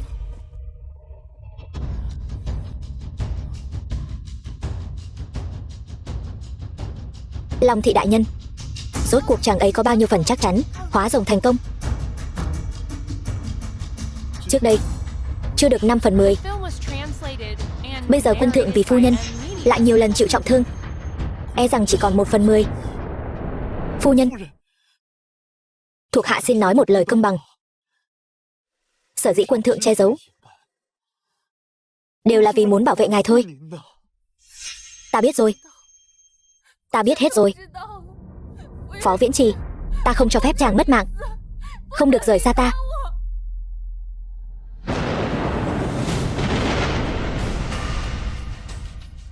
Mặc kệ các ngươi là ai, dù sao đi nữa, ta đều không cho phép các ngươi mang phu quân của ta đi.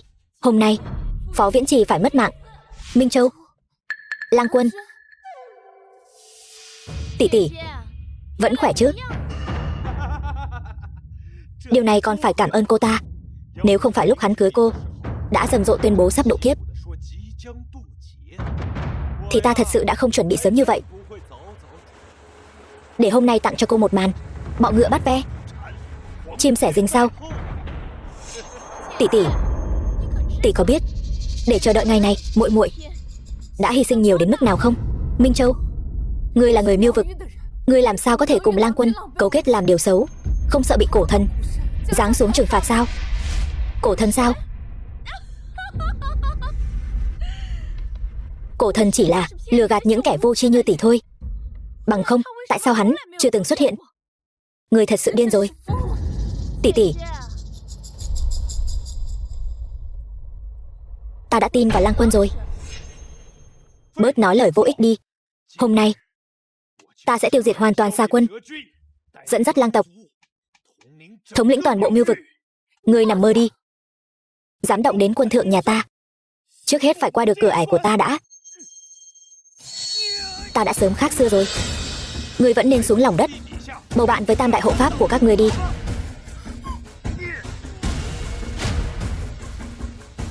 Tỷ tỷ, Lang Quân là phu quân của ta. Kết hợp cổ đạo, cổ xưa của Mưu vực chúng ta, yêu cổ song tu. Cho dù cổ thần tái thế, hắn cũng không phải đối thủ. Đừng động đến phu nhân nhà ta, động đến nữ nhân của ta, chán sống. Phó Viễn Trì, chàng tỉnh rồi. Quân thượng không sao rồi. Thật sự nghĩ bổn quân cố ý tiết lộ tin tức, mà hoàn toàn không có sự chuẩn bị nào sao? Mục đích chính là để các ngươi ra tay. Sao có thể như vậy? Ngươi rõ ràng đang độ kiếp, làm sao có thể bày mưu tính kế ra những chuyện này? Nền tảng ngàn năm của thánh địa há là thứ ngươi có thể hiểu được sao? Ta không tin. Ngươi chỉ đang dương oai diễu võ thôi. Ngàn năm trước, lang tộc các ngươi vốn nên bị bổn quân tiêu diệt, là do thủy tổ lang tộc các ngươi quỳ trước mặt bổn quân cầu xin tha thiết. Bổn quân đây mới đại phát từ bi để lang tộc các ngươi kéo dài hơi tàn. Bây giờ chính là lúc lang tộc các ngươi bị tiêu diệt. Mặc kệ Sa Quân còn có thủ đoạn gì, chỉ cần lấy mạng hắn, những gian kế khác tự nhiên sẽ tan rã. Có lý. Tự tay lấy mạng Sa Quân Mưu vực, Lang Quân ta nhất định sẽ lưu danh sử sách. Dừng tay. Tỷ tỷ tốt của ta, đối thủ của tỷ phải là ta mới đúng. Ta khuyên ngươi lần cuối, nếu không chịu dừng tay, cổ thần sẽ không tha thứ cho ngươi đâu. Vậy ta cũng nói cho tỷ biết, ta, Lê Minh Châu, đã là người của lang tộc rồi. Đế tâm cổ. Ta đã biết tỷ có đế tâm cổ, làm sao có thể không có chút chuẩn bị nào chứ? Sao lại như vậy? Đế tâm cổ dù mạnh đến đâu, lang tộc mê tâm phấn cũng không kém. Ít nhất nửa nén hương, nó sẽ không thể cử động được nữa. Chầu trời đi.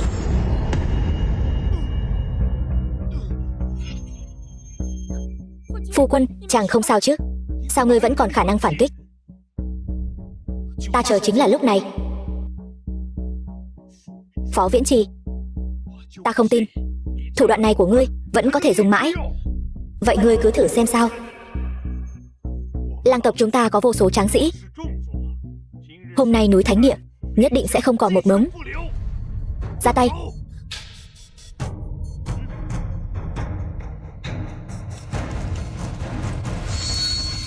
Đừng.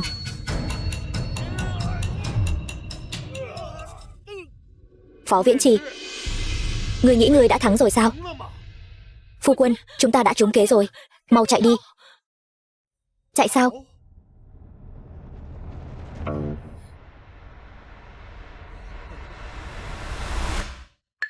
Phu quân, chàng muốn làm gì? Ta không thể nào từ bỏ. Bởi vì chỉ cần ta dùng bí pháp của lang tộc hấp thu tinh huyết của cô gái mang huyết mạch cổ thần trong Mưu vực các ngươi, công lực của ta nhất định sẽ tăng mạnh. Thiếp là thê tử kết tóc của chàng, chàng không thể làm như vậy. Ta làm sao có thể coi nữ tử Mưu vực các ngươi là thê tử được? Thật là một trò cười.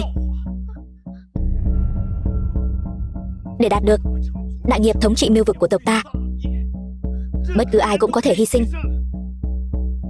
ngay cả ta cũng vậy. Lang Quân, ngươi không thể thắng được đâu. Lang tộc các ngươi cũng không thể nào thống trị Mưu vực được. Nếu ngươi còn dám động đến con cháu cổ thần, không ai cứu được ngươi đâu. Mau thả muội muội ta ra. Ngay từ khi chuẩn bị, ta đã hạ quyết tâm rồi. Nếu không thành công thì thành nhân.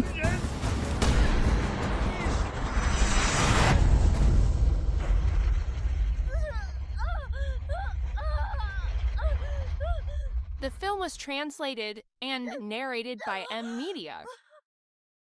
Minh Châu, tỷ tỷ, cầu xin tỷ cứu ta với. Nếu đã biết như vậy, hà tất phải làm như thế ngay từ đầu. Việc ngươi gả cho Lang Quân chẳng khác nào mưu cầu ra hổ. Ta biết mình sai rồi. Ta sẽ không dám nữa. Ta không muốn mất mạng.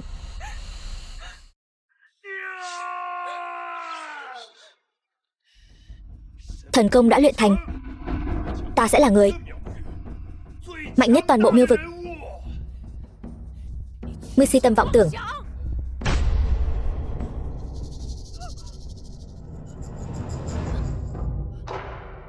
Minh Châu, con sao vậy? Minh Châu, con đừng dọa mẫu thân. Minh Châu. Mẫu thân. Con gái biết mình sai rồi, không nên phản bội Miêu vực. Tất cả những chuyện này đều là do con gái tự chuốc lấy. Tất cả là tại mẫu thân. Là mẫu thân đã nuông chiều con quá mức. Đến đúng lúc lắm, vừa hay tiện thể tiêu diệt hết các ngươi. Ngoại tộc này xông vào cấm địa Miêu vực, quấy rầy quân thượng. Diệt.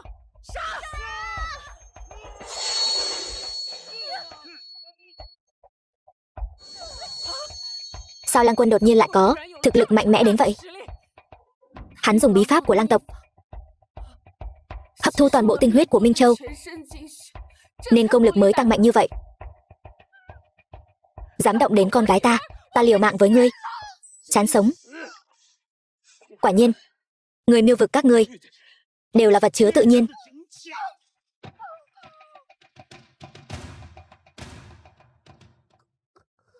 Mẫu thân, đừng dọa con. Minh Châu không thể không có mẫu thân.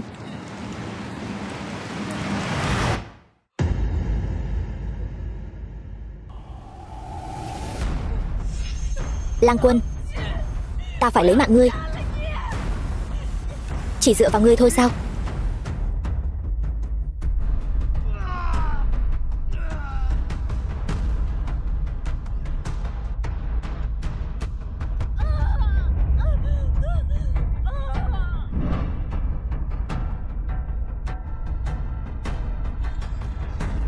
Tức quá rồi. Tất cả phải mất mạng. Các ngươi đều phải mất mạng.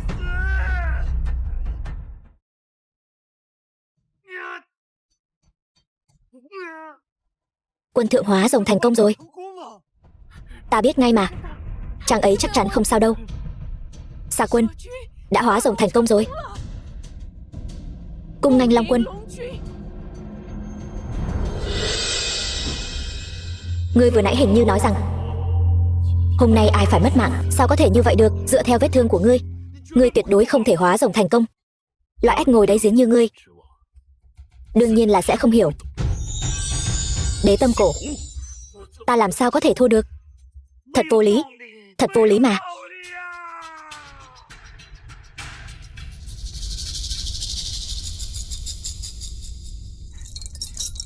Cuối cùng chàng cũng không sao rồi. Đương nhiên rồi.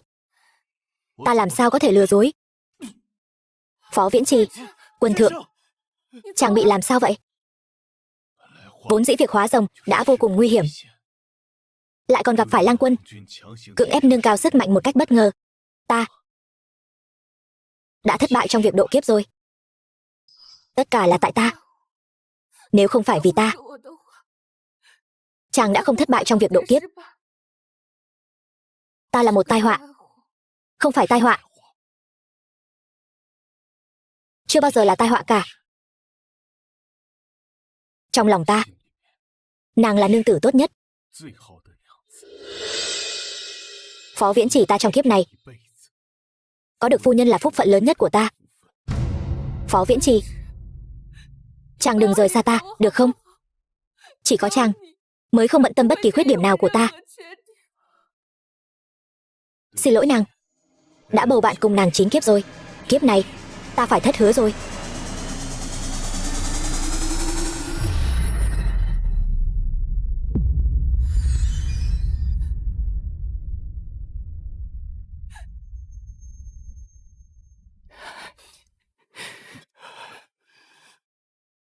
Long thị, phu nhân cứ nói. Ta muốn biết nhân duyên 10 kiếp giữa ta và Phó Viễn Trì rốt cuộc là chuyện gì. Vâng. Cánh của bổn tiểu thư bị hỏng rồi. Có vị hảo tâm nào đi ngang qua có thể cứu ta không? Nhân chi sơ. Tính bản. Thiện. Học vấn của nhân loại thật sự khó mà lý giải được. Biết thế đã không đến học rồi. Phiền phức quá đi.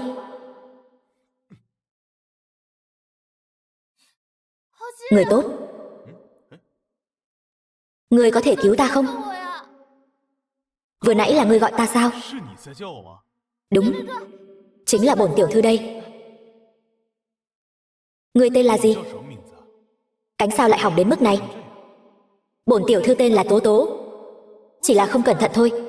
Tố Tố, vừa nãy là bổn quân đã cứu ngươi đấy. Nếu không thì ngươi đã mất mạng rồi. Mau nói lời cảm ơn đi. Bổn tiểu thư không nói. Không nói đấy, nếu ngươi không nói ta sẽ không đưa ngươi về đâu. Nếu nói như vậy, Long Quân, đó là lần đầu tiên ngày ấy gặp mặt Tố Tố. Có thể nói, nếu không phải Long Quân vừa mới nhập thế cứu phu nhân, e rằng phu nhân khó giữ được tính mạng. Hóa ra, lần đầu tiên gặp mặt, chàng đã cứu ta rồi. Cho đến kiếp thứ 8. Lúc đó, quân thượng tấn công lang tộc, suýt chút nữa thân tử đạo tiêu. Sau đó, đã gặp một cô gái miêu vực nhỏ. Phu nhân, người đã cứu mẹ ấy.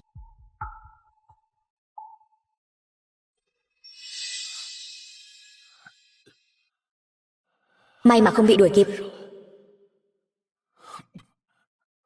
Đế tâm cổ ơi là đế tâm cổ. Cuối cùng thì bổn tiểu thư cũng tìm được ngươi rồi. Lần này trở về miêu vực, cha mẹ nhất định sẽ vô cùng vui mừng. Vị trí thánh nữ lần này chắc chắn là của bổn tiểu thư đây. Narrated by M. Media. Ngươi là ai? Ta bị trọng thương, đưa ta đến thánh điện. Sau khi hoàn thành, bất cứ điều kiện gì ta cũng sẽ đáp ứng ngươi. Thật sao? Thật. Vậy được rồi.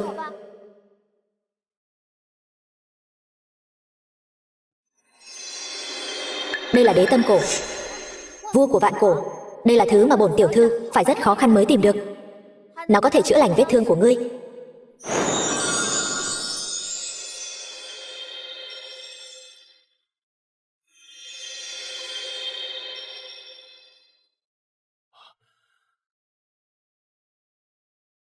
Ngươi tên là gì? Bổn tiểu thư tên là Lê Tố Tố. Tố Tố, đế tâm cổ là bản mệnh cổ trùng của ta sao? Đúng vậy. Sau này, quân thượng và phu nhân kết hôn, đế tâm cổ mới một lần nữa trở về tay quân thượng.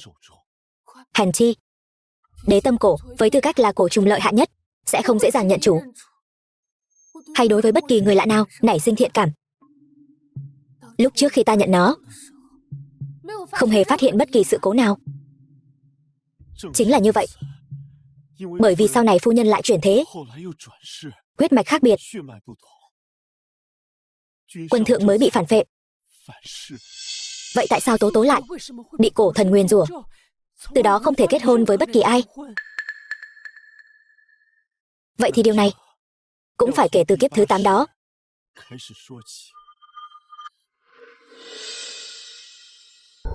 Cổ thần cũng không dám nguyền rủa phu nhân. Tất cả những điều này đều là thủ đoạn bảo vệ phu nhân của quân thượng mà thôi. Nếu có kẻ nào dám làm như vậy thì sẽ bị quân thượng từ một thế giới khác bắt lại hủy diệt.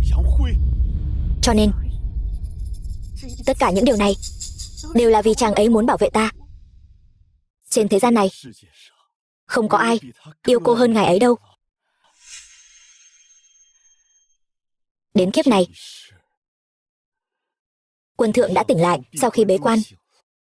Thiếp xin lỗi, là thiếp đã hiểu lầm chàng, không hiểu được dụng tâm lương khổ của chàng.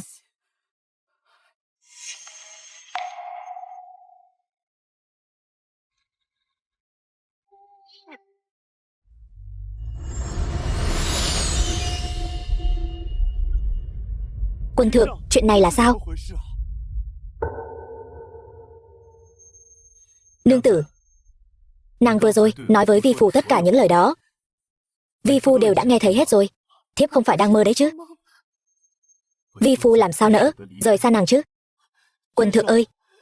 Quân thượng, chuyện này là sao? Chẳng phải rõ ràng ngài đã tiêu tán và hóa thành bản thể rồi sao?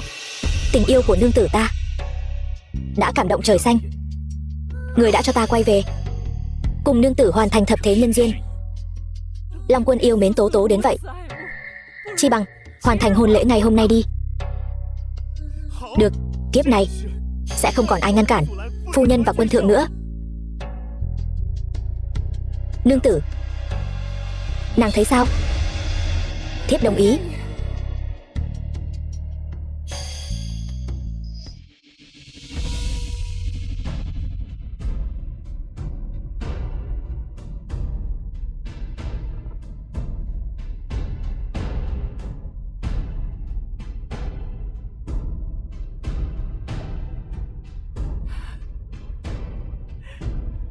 Mười kiếp, trọn vẹn 10 kiếp, bổn quân, vi phu đều chưa từng cùng nương tử tổ chức một hôn lễ chính thức. Đây vẫn luôn là một điều tiếc nuối trong lòng ta.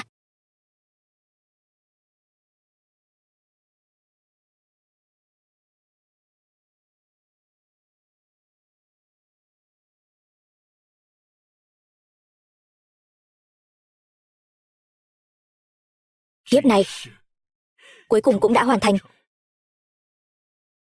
Được rồi, có bao nhiêu người đang đứng nhìn đấy? Còn là Long Quân nữa chứ, không biết xấu hổ sao? Bổn quân đã sớm hóa rồng rồi, sức mạnh tiên thiên, ai dám cười nhạo ta? Phải, cả thế gian này chỉ có chàng là lợi hại nhất. Giờ lành đã đến, xin mời quân thượng và phu nhân nhất bái hậu thổ. Xin mời quân thượng và phu nhân nhị bái thương thiên. Lễ bái thứ 3, phu thê đối bái. Lễ thành.